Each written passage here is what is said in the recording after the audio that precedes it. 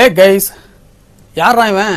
Parotta master மாதிரி ஒருத்தர் நின்று இருக்கான் பாக்குறீங்களா? தம்பி பரோட்டா மாஸ்டர். இன்னைக்கு நம்ம பார்க்க போறதே ஒரு பரோட்டா கடையை பத்தின வீடியோ தான். ஓ, ஃபுட் விளாக் பண்ண போறியா? ஆளை விடுறா சாமின்னு எஸ்கேப் ஆகலாம்னு நினைக்கிறீங்களா? ஒரு நிமிஷம். இன்னைக்கு நம்ம பார்க்க போறது ஒரு மூவி ரிவ்யூ வீடியோ தான். படத்தோட டைட்டில் மிஸ்டர் அண்ட் மிஸ்ஸஸ். டேய், இது வனிதா நடிச்ச படம் தானே? இந்த படத்தை தானே போன வீடியோவில் ரோஸ்ட் போட்டு நுங்க எடுத்தீங்க. மறுபடியும் மாட அந்த படத்தை வச்சு செய்ய போறீங்க. பாவண்டா வனிதாக்கா, விட்டுருங்கடான்னு சொல்றீங்களா? சாரி சார், படத்தோட தலைப்பை நான் இங்கிலீஷ்ல சொல்லிட்டேன், தமிழ்ல சொல்றேன் கேளுங்க. ஓ, இதுக்கும் அதே மீனிங் தானே? படா லூசு. வந்து இப்ப நான் என்ன ஒண்ணு சொல்றது?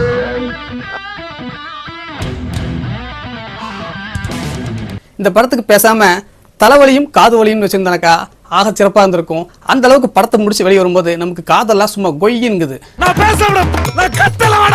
அதை விட சூப்பரான ஒரு டைட்டில் இருக்கு. நம்ம தனுஷ் நடிச்சு ரிலீஸ் ஆக போற படத்துக்கு இட்லி கடைன்னு பேர் வச்சிருக்காங்க பாத்தீங்களா?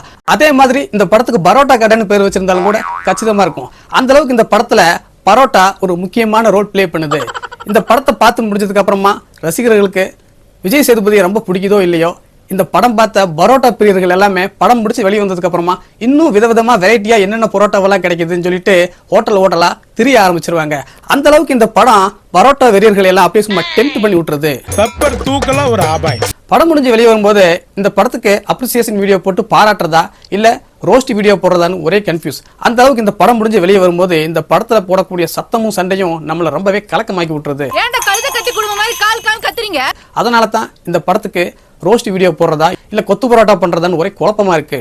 சரி, இந்த படம் பார்க்கணும்னு முடிவு பண்ணிட்டீங்களா? போறதுக்கு முன்னாடி காதுல 2 பஞ்சை வச்சுட்டு போனீங்கன்னாக்கா உங்க படம் பார்க்கறதுக்கு ரொம்பவே சௌகரியமா இருக்கும்.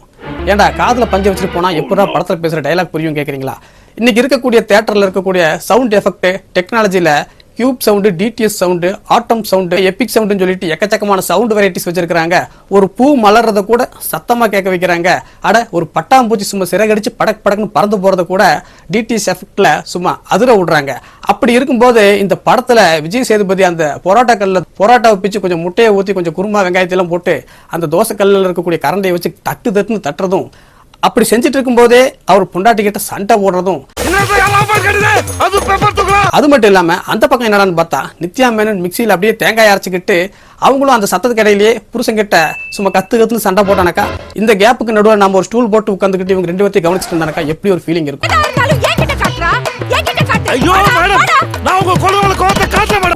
காதல வெடிச்சிடாது, அந்த மாதிரி ஒரு எஃபெக்ட் தான் இந்த படத்துல. அது மட்டும் இல்லாம இந்த படத்துல இருக்கக்கூடிய பெரும் பகுதி ஒரு பெரிய கோயில் வளாகத்துல நடக்கிறனால அங்கேயும் அமைதியா பேசுறாங்க. பொதுவா வீட்டுக்குள்ள ஒரு 2 கேரக்டர் பேசுன்னு சொன்னா கூட கொஞ்சம் சாஃப்டா சத்தம் கம்மியா பேசுவாங்க. ஆனா ஒரு பெரிய மைதானத்துல வளாகத்துல பேசும்போது இயல்பாவே சத்தமா தான் பேசுவாங்க. அதுவும் சண்டை போடும்போது ஆக்ரோஷமா கத்தி பேசுறாங்க. நம்ம காது தான் பஞ்சர் ஆகுது. ஏன் சண்டை வருது, எதுக்கு சண்டை வருது தெரியல. சண்டை வருது, நல்லதான் போயிட்டு திடீர்னு போயிடும், சண்டை வந்துடும். இந்த படத்துல குடும்பத்தோட ஒரு ஹோட்டல் கடை நடத்திட்டு இருக்காரு நம்ம விஜய் சேதுபதி. அவருக்கு ஒரு அப்பா, ஒரு அம்மா, தம்பி, தங்கச்சின்னு நல்ல ஒரு ஜாலியான ஒரு குடும்பம் இருக்கு. ஆனா இந்த குடும்பம் ஒரு ரவுடி குடும்பமா முன்னொரு காலத்துல இருந்திருக்கு. இப்போ அந்த சண்டை சச்சரவெல்லாம் வேண்டாம்னு சொல்லிட்டு பொறுமையா ஒரு ஹோட்டல் கடை நடத்திட்டு இருக்காங்க. விஜய் சேதுபதிக்கு பொண்ணு பார்க்க போறாங்க. பொண்ணு யாருன்னு கேட்டா நம்ம நித்யா மேனன். நித்யா மேனன் குடும்பத்துல போய் பொண்ணு பார்க்க போகும்போது அவங்களுக்கு அறகுறையா 2 மனசா இருக்கு. பொண்ணுடைய அண்ணனா வரக்கூடிய ஆர்கே சதீஷ் வந்து ஆகா இது ஒரு பஜாரி குடும்பம், இந்த குடும்பத்துக்கெல்லாம் பொண்ணு கொடுக்கறதுக்கு எனக்கு விருப்பம் இல்லைன்னு சொல்லிட்டு எதிர்ப்பு தெரிவிச்சிட்டு இருக்காரு. ஆனாலும் நம்ம விஜய் சேதுபதி ஒரு பரோட்டாவை அவர் கையால சும்மா ஸ்பெஷலா செஞ்சு கொண்டு போய் பொண்ணு கிட்ட கொடுத்ததுல பொண்ணு சாப்பிட்டு மயங்கினதுல மாப்பிள்ளை படிக்காதவனா இருந்தா என்ன, பரோட்டா மாஸ்டர் இருந்தா என்ன, அந்த டேஸ்ட்ல மயங்கி இவனைத்தான் கட்டுவேன்னு ஒத்த காலில் நிக்கிறாங்க. திரு ஆகாச வீரய்யா, செம்ம வர்த்தான சம்பந்தம்ப்பா. அப்பா அம்மாவுக்கும் டபுள் மைண்டு, அண்ணக்காரனுக்கு இவனுக்கு பொண்ணே கொடுக்க கூடாதுங்கிற மாதிரி. ஆனாலும் அப்படியே காலங்கள் செல்லுது. நம்ம விஜய் சேதுபதி நம்ம வித்யா மேனை வண்டியில கூட்டிக்கிட்டு அங்கங்க கோயில் குளம் சுத்தி பார்க்குன்னு லவ் டெவலப் பண்றாரு. அப்பப்ப ஸ்பெஷலா அவர் செஞ்சு கொண்டு போன பரோட்டாவை கொடுத்து நித்யா மேனையும் மடக்கிடுறாரு. தம்பி பரோட்டாக்குன்னு அவ்வளவு ஃபேன்ஸ் இருக்காங்க. இப்படி இருக்கும்போது ஒரு கட்டத்துல இந்த பொண்ணோட ஜாதகத்தை கொண்டு போய் ஒரு டுபாக்கூர் ஜோசியக்காரங்கிட்ட கேட்கறாங்க நம்ம தீபா, எப்படி பொண்ணு நல்லா இருக்குமா, குடும்பத்துக்கு வந்தா விளங்குமான்னு. அந்த டுபாக்கூர் ஜோசியக்காரன் ஆகா நம்மளையும் ஒரு ஜோசியக்காரனா மதிச்சு வந்து இந்த அம்மா சொல்லிச்சு பார்த்தியா, குடும்பத்துக்கு வேட்டு வச்சு விட்டுற வேண்டியதான்னு சொல்லிட்டு ஆஹா இந்த பிள்ளையா இது பஜாரி மாதிரி இருக்க, இது வந்தானாக்கா குடும்பத்துக்கு ஆகாது, உன்ன ஒரு மூலையில பொட்டலம் கட்டி உட்கார வச்சிரும், இது செட் ஆகாது சொன்ன கேப்ல ஐயோ அப்படியே இந்த கல்யாணத்தை நிறுத்திட வேண்டியதான், இந்த சம்பந்தத்தை தடுத்துட வேண்டியதுதான் யோசிச்சுட்டு இருக்கும்போது எனக்காடா பொண்ணு தர மாட்டீங்கன்னு சொல்லிட்டு விஜய் சேதுபதி நித்யா மேனன் வீட்டுக்கு போய் சண்டை போட்டு நித்யா மேனை தூக்கிட்டு ஒரு அவசர கல்யாணம் பண்ணிட்டு வீட்டுக்கு கூட்டிட்டு வந்துடுறாரு. அரசி எனக்கு பேரரசு தான் அத்தை.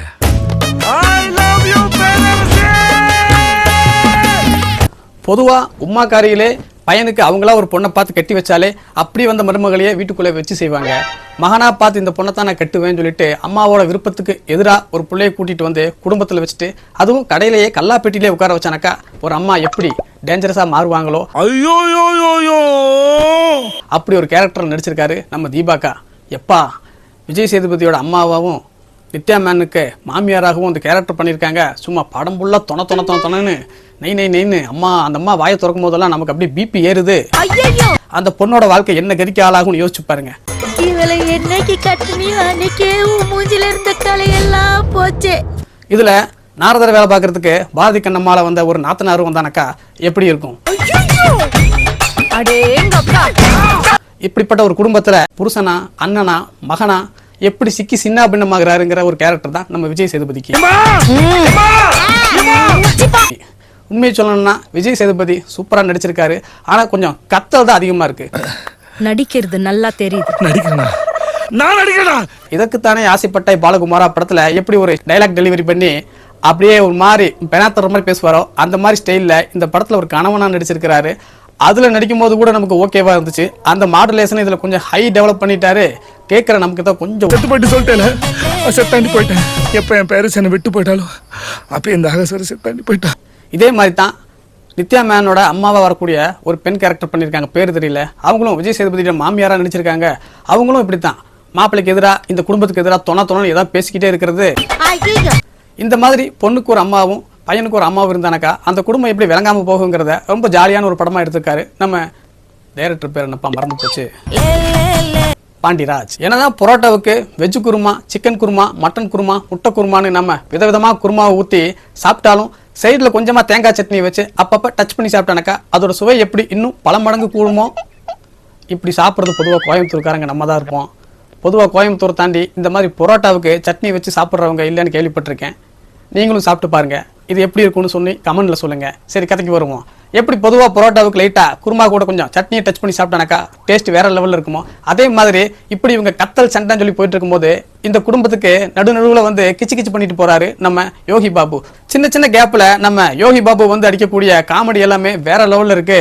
பொதுவா யோகி பாபு 10 படம் நடிச்சானக்கா ஒரு படத்துல தான் காமெடி ஒர்க் அவுட் ஆகும். அந்த ஒரு படம் இந்த படமா அமைஞ்சிருக்கிறது தான் இந்த படத்தோட சிறப்பு. நீங்க எல்லாம் சம்பாதித்து கடை தந்தீங்களா இல்ல சண்டை போறது கடை தந்தீங்களாடா? இந்த படத்துல ஒரு திருடனா வர்றாரு நம்ம யோகி பாபு. சாமி கிட்ட உத்தரவு வாங்கிட்டு திருட போற கேரக்டர்ல வர்ற அவரு எப்படினாச்சும் இந்த கவுனி சத்தம் போட்டானாக்கா சாமி உத்தரவு கொடுத்துதான் நினைச்சு நம்ம திருடத்துக்கு கிளம்பலாம்னு சொல்லி கோயில் வளாகத்துல காத்து கிடக்கும் போது கோயில் வளாகத்துல இந்த குடும்பம் நடத்தக்கூடிய சண்டை சச்சரவுக்கு நடுவுல பஞ்சாயத்துக்கு நடுவுல அவர் அப்பப்ப எட்டி பார்த்துட்டு சத்தமே இல்லாம சிரிக்காம சொல்லக்கூடிய டயலாக் எல்லாமே தியேட்டரையே சும்மா வேற லெவல்ல சிரிக்க வைக்குது. சண்டை முடியாத காரணத்தினால் இன்று கடை விடுமுறை. இன்னும் இவருடைய காமெடி கேரக்டர் கொஞ்சம் அதிகப்படுத்தியிருந்தானாக்கா இந்த காது இறைச்சலுக்கு கொஞ்சம் மருந்து போட்ட மாதிரி இருக்கும். டைரக்டர் அதை கொஞ்சம் மிஸ் பண்ணிட்டாரு. என் புள்ள எதுக்குமே பயப்படவும் மாட்டான், பதட்டப்படவும் மாட்டான். இந்த படத்துல இன்னும் நிறைய கேரக்டர்லாம் நிறைய பேர் வந்திருக்காங்க. எல்லாமே அவங்களுடைய கேரக்டர் சிறப்பா பண்ணியிருக்காங்க. காளி வெங்கட் ஒரு சீன்ல வருவாரு. கோயிலுக்கு அவர் பையனுக்கு பிறந்த நாளுக்கு ஒரு சின்ன பிரார்த்தனை பண்ணலான்னு வரும்போது பார்த்தானாக்கா கோயில் இந்த குடும்பம் பெரிய பஞ்சாயத்து நடந்துட்டு இருக்கும். ஏன்டா இதே மாதிரி தான் எங்க குடும்பத்திலயும் ஒரு தங்கச்சி வந்து இப்படி வாழா வெட்டியா உட்காந்துருக்கா, ஒரு பொண்ணோட வாழ்க்கை உங்க குடும்பத்திலயும் நாசமாயிடக்கூடாதுன்னு சொல்லிட்டு தான் நான் பேச வந்தேன். பார்த்தானாக்கா என்னையே அடிக்க வரீங்களான்னு சொல்லிட்டு அவரு காமெடியா இடையில வந்துட்டு சின்னதா கண் கலங்குற மாதிரி ஒரு டயலாக் பேசுவாரு. உண்மையாலுமே அது மனசுல நிக்கிற மாதிரி இருக்கும். அப்படி என்னதாங்க பிரச்சனை? அவருடைய மனைவியாவும் மைனா ஒரு கேரக்டர்ல வந்திருக்காங்க. அவங்களும் சின்ன கேரக்டர் வந்தாலும் சும்மா நச்சு நடிச்சிருக்காங்க. படத்துல இன்னும் நிறைய கேரக்டர்கள் விதவிதமான ஆட்கள் எல்லாம் வர்றாங்க. பஞ்சாயத்து தலைவரா நம்ம சித்ரா லட்சுமணன் வர்றாரு. அதே மாதிரி அந்த மொட்டையடிக்க வந்தவன வர்ற கோபத்துல போட்டு பொழந்துருவாரு நம்ம விஜய் சேதுபதி. அவர் அடி வாங்கிட்டு ஐயோ இவன் மாம்ச மலை மாதிரி இருக்கான், இவனை நம்மளால அடிக்க முடியாது, நம்ம மச்சாங்காரனை கூப்பிட்டு இவன் அடிக்க வைக்க வேண்டியதான் சொல்லிட்டு மச்சாக்காரனை ஃபோன் பண்ணி மச்சான் சீக்கிரம் மச்சான் வா மச்சான்னு சொல்லி கூப்பிட்டுட்டே இருப்பாரு. அவர் கூகுள்ல லொகேஷன் போட்டு இந்த இடத்துக்கு வரேன்னு சொல்லிட்டு இடம் மாதிரி வேற வேற இடத்துக்கு போயிட்டு ஒவ்வொரு இடத்துல இருந்தும் ஃபோன் பண்ணிட்டு இருப்பாரு. ஐயோ ஏயா அப்படி நம்மளை கடுப்பாக்குற, சீக்கிரமா வாயா வந்து அவன் கண்ணத்தை ஒரு ஆராய்ஞ்சாதான் என்னை அவன் அடிச்சதுக்கு ஒரு மன திருப்தி கிடைக்கும்னு சொல்லிட்டு அந்த முடிவெட்டக்கூடிய கேரக்டர்ல வருவாரு. அவர் பேர் எனக்கு மறந்து போச்சு. உண்மையாலுமே சூப்பரா பண்ணியிருப்பாரு. கடைசியில் அந்த இடத்துக்கு வந்து பாபா பாஸ்கர் சேர்ந்ததுக்கு அப்புறம் ஒரு காமெடி நடக்கும். அதுவும் பார்க்கறதுக்கு ரொம்பவே சிரிப்பா இருக்கும். இப்படி இந்த படத்துல நல்ல நல்ல சம்பவங்கள் நிறைய இருக்கு. இந்த மாதிரி காமெடி காட்சிகள் எல்லாம் பார்த்து நம்ம சிரிச்சு என்ஜாய் பண்றதுக்குள்ள உடனே மறுபடியும் பிளாஷ்பேக்கு போயிருது. புருஷ முன்னாடி கடையில சண்டையை போட ஆரம்பிச்சிடுறாங்க. கொத்து பரோட்டாக்கல்ல பரோட்டா போட்டு கொத்த ஆரம்பிச்சிடுறாங்க. மிக்சி ஆன் பண்ணி விட்டுறாங்க. நம்ம இன்ட்ரெஸ்டா வீட்டுல டிவி பார்த்துட்டு இருக்கும்போது அம்மா மிக்சி கிச்சன்ல ஆன் பண்ணாங்க எவ்வளவு கடுப்பாகும் நமக்கு. அதே மாதிரி படம் கொஞ்சம் காமெடியா வந்துருச்சேன்னு சொல்லிட்டு நம்ம பார்த்து சிரிக்க ஆரம்பிக்கிறதுக்குள்ள நம்ம தலைவலியை ஜாஸ்தி பண்ணி விட்டுறாங்க. என்ன சாக்கடைக்கு எப்படா அம்மா வீட்டுக்கு ஓடலாம் இருக்கா மச்சான்? என்னதான் சொன்னாலும் பொதுவாக ஹீரோயினாக இருந்தானாக்கா ஸ்லிம்மாக இருக்கணும், ஃபிட்டாக இருக்கணும், இடுப்பு ஒரு 28 சைஸில் இருக்கணும், அப்போ தான் ரசிகர்களை கட்டி போடுவாங்க அப்படிங்கிற லாங்குவேஜ் எல்லாம் அடித்து துவம்சம் பண்ணி, டேய் நான் இட்லி குண்டா மாதிரி இருந்தாலும் உங்களை எல்லாம் கிறங்க வைப்பண்டா அப்படிங்கிற கேரக்டரில் நித்யா மேனன் சும்மா ஹீரோயினாக வந்து நம்ம மனசில் ஜம்முன்னு உட்காந்துக்கிறாங்க. உங்களை நான் என்னன்னு கூப்பிடுறது? பேர் சொல்லி கூப்பிடு. ஆவா சொன்னு. பார்க்கறதுக்கு பண்ணு மாதிரி இருந்தாலும் அவங்க கண்ணே பாதி வேலையை முடிச்சிருது. படம் பார்க்குற எல்லாத்தையுமே சும்மா கிறங்க வச்சிடுறாங்க. எங்க 2 பேரையும் பிரிச்சு விட்டுருங்க. கல்லாப்பெட்டியில் உட்காந்துக்கிட்டு அந்த மணியை தட்டுற சீன் ஆகட்டும், அதே மாதிரி பார்சல் கட்டுற சீன் ஆகட்டும், இந்த சாப்பிட்றவங்க கிட்ட எல்லாம் போய் ஆர்டர் எடுக்கக்கூடிய சப்ளையராக வர சீன் ஆகட்டும், அப்புறமா தீபா வெங்கட்கிட்ட சண்டை போடுற சீனு, ரொமான்ஸில் நம்ம விஜய் சேதுபதி கிட்ட கொலையிற சீனு, அப்புறமா ஹோட்டல் கடையில் இருக்கக்கூடிய எச்சி பாத்திரங்கள் எல்லாம் கழுவுற சீன்னு சொல்லிட்டு அவங்க ஒரு கதாபாத்திரமாகவே வாழ்ந்திருக்காங்க. உண்மையாலுமே இன்னைக்கு இருக்கக்கூடிய ஸ்லிம் ஸ்டார் ஹீரோயின்களுக்கு மத்தியில் இட்லி குண்டா மாதிரி இருக்கக்கூடிய நித்யாமான் வேற லெவல் தான். போடா லூசு. படத்துல காமெடினா வரக்கூடிய நம்ம யோகி பாபு சதா அந்த ஹோட்டல்ல எந்நேரமும் உட்காந்துக்கிட்டு பொரோட்டாவும் ஆம்லெட்டுமா உட்காந்து தட்டிக்கிட்டு இருக்காரு. அவரோட வேலையே திருட்டு வேலை தான், திருட்டு தொழில் தான். தொழிலை பார்க்க போகாம தலைமை எப்ப பார்த்தாலும் ஹோட்டல் கடையில் உட்காந்துக்கிட்டு பொரோட்டா இருக்கா, ஆம்லெட் இருக்கான்னு சொல்லிட்டு ஆர்டர் பண்ணி தின்னுக்கிட்டே இருக்காரு. யோ நீ திருடனா தீனி பண்டாரமானு படம் பார்க்கக்கூடிய நமக்கே ஒரு சந்தேகத்தை ஏற்படுகிறது. விஜய் சேதுபதியோட dialogue delivery, body language, modulation எல்லாம் சில சீன்ல எல்லாமே சும்மா வேற லெவல்ல பாக்குறதுக்கே ரசிக்கிற மாதிரி இருக்கு. என் கூட வந்தா லைஃப் எப்படி இருக்கும்னு யோசிக்காம நான் தான் வேணும்னு வந்திருக்கேன். நம்ம அம்மா அப்பாவே இப்படி பாத்துக்கலையான்னு அவங்களே நீ திட்ட அளவுக்கு உன்னை பாத்துக்கலான்னு இருக்கேன். சண்டை போடும்போது அவர் பெருங்கத்து கத்தும் போது நமக்கு கொஞ்சம் வெறுக்கிற மாதிரி இருக்கு. இப்படி ரெண்டையுமே கலந்து கட்டி மனுஷன் படத்துல பின்னி இருக்கிறாரு. சில நேரங்கள்ல அந்த கோயில் வளாகத்துக்கு தன்னோட பிள்ளைக்கு தன்னை கேட்காமையே மொட்டை போட்டுருக்காங்கன்னு சொல்லும் போது ஸ்டைலா வந்து அந்த அருவாளை எடுக்கிறது, அப்புறமா பொண்டாட்டியை பார்த்து இளநீ குடிக்கும் போது என்ன கரையாயிருமான்னு கேட்கறது, அந்த சண்டை போட்டுட்டு இருக்கிற பொண்டாட்டி அந்த நேரத்தில் கூட கரையெல்லாம் ஆகாது மாமான்னு சொல்றது, அப்போ ஜெர்க்காய் முறைச்சு பார்க்குற மாமனாருன்னு சொல்லிட்டு இந்த மாதிரி சில காட்சிகள் எல்லாம் படத்தில் ரசிக்கும்படி இருக்கு. அதெல்லாமே ரொம்பவே சிறப்பாக பண்ணியிருக்கிறாரு. ஆனால் என்ன படத்தில் தேட்டருக்காரங்க கிட்ட சண்டை சீனில் மட்டும் கொஞ்சம் சவுண்டை ஸ்பீக்கரில் குறைச்சிருக்கேன்னு சொல்லியிருந்தானாக்கா இந்த படம் இன்னும் மக்கள்கிட்ட நல்லா ரீச் ஆயிருக்கும். படம் பார்த்துட்டு வரும்போது எல்லாமே ரசித்து சிரிச்சுக்கிட்டு வர்றாங்க, என்ன காதை கொஞ்சம் குறைஞ்சிக்கிட்டே வர்றாங்க. அதுதான் இந்த படத்துக்கு சின்னதாக மைனஸ் பாயிண்ட் ஆகி போச்சு. படத்தில் இன்னொரு விஷயத்தை சொல்லியே ஆகணும். இந்த கேரக்டரோட நேம் பார்த்தீங்களா, ஒவ்வொரு கேரக்டருக்கும் தமிழ் பேரில் வச்சுருக்காங்க. இந்த மாதிரி பேரெல்லாம் ரியல் லைஃப்பில் இப்போ எவனும் வைக்கிறது இல்லை. ஆளாளுக்கு ஸ்டைலாக வாயிலுக்குள்ளே நுழையாத மாதிரியான பேரை வைக்கிறதா இன்றைக்கி ட்ரெண்டிங்காக போயிட்டுருக்கு. ஆனாலும் இந்த மாதிரி ரசிக்கும்படியான தமிழ் பேர்களை எல்லாம் தேட்டரில் சினிமாவில் வரக்கூடிய கேரக்டரில் கேட்கும்போது ரொம்பவே சூப்பராக இருக்குது. விஜய் சேதுபதியோட பேர் ஆகாச வீரன். இந்த பேரை தான் படத்துக்கு முதல்ல டைட்டிலில் வச்சுருக்காங்க. அப்புறமா வேறு ஏதோ காரணத்தினால டைட்டிலை மாற்றிருக்கிறாங்க. அப்புறமா நம்ம நித்யா மேனனுக்கு பேரரசி, நம்ம யோகி பாபுவுக்கு சித்திரை, அப்புறமா மாமனாருக்கு அரசாங்கம், தீபாவுக்கு பொட்டு, அப்புறம் செம்பை. இந்த மாதிரி படத்தில் நிறைய கேரக்டருக்கு பேர் பார்த்தீங்கன்னா தூய தமிழில் வச்சுருக்காங்க. அதுவும் பார்க்குறதுக்கும் கேட்குறதுக்கும் ரசிக்கிற மாதிரி இருந்துச்சு. படத்துக்கு மியூசிக்கு நம்ம சந்தோஷ் நாராயணன் பண்ணியிருக்கிறாரு. பாடல்களில் மட்டும் அவருடைய மியூசிக் தெரியுது. படத்தோட டைலாக் டெலிவரியில் ஓயாமல் இவங்க சண்டை போட்டுகிட்டே இருக்கிறனால அந்த பக்கமாக தோசை கல்லில் பரோட்டாவை போட்டு கொத்திட்டு இருக்கும்போது இந்த பக்கமாக மிக்சியை ஓடிட்டு இருக்கும்போது இவரோட மியூசிக் எப்படி நம்ம காதுகளுக்கு வந்து சேரும். அதனால அவருக்கு மியூசிக் போடுற வேலையை மிச்சம். ஏன்னா நம்ம படத்தில் சண்டை போடக்கூடிய கேரக்டர்கள் எல்லாமே வாயிலேயே ஸ்பீக்கரை வச்சுக்கிட்டு அவங்க பேச்சுக்கு இடையிலேயே மியூசிக் போடுறதால இந்த படத்துக்கு மியூசிக் டைரக்டரோட வேலை ரொம்பவே மிச்சமாயிருச்சு. எடிட்டிங் வேலையை பார்த்துருக்கிறாரு, அவரும் தியாகராஜன் தான்.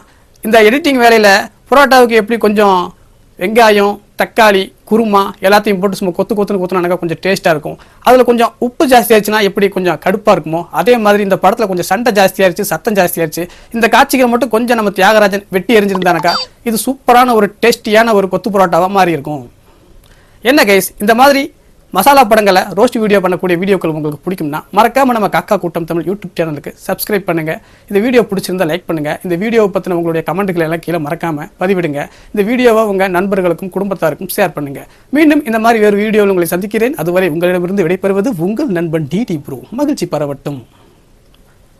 அப்பா அடுப்பு கல்லுக்கு முன்னாடி நிற்கிற விட இந்த லைட்டு வெளிச்சத்தில் இந்த ஷூட்டிங் ஸ்பாட்டில் நிற்கிறது ரொம்ப கஷ்டமாக இருக்குடா. லே லே லே லே லே லே லே லே